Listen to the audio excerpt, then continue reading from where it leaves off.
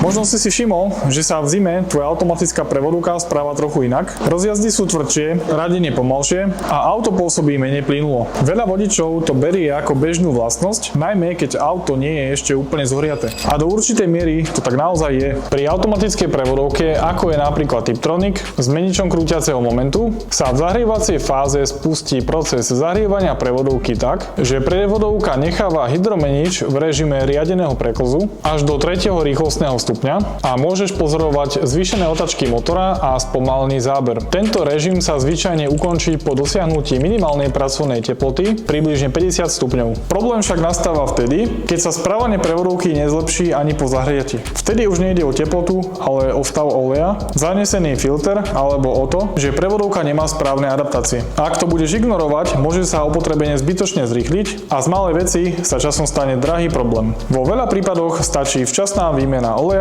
a kontrola s adaptáciou systému. Zastav sa u nás v Profimakar, kde tvoju prevodovku pozrieme skôr, než bude neskoro.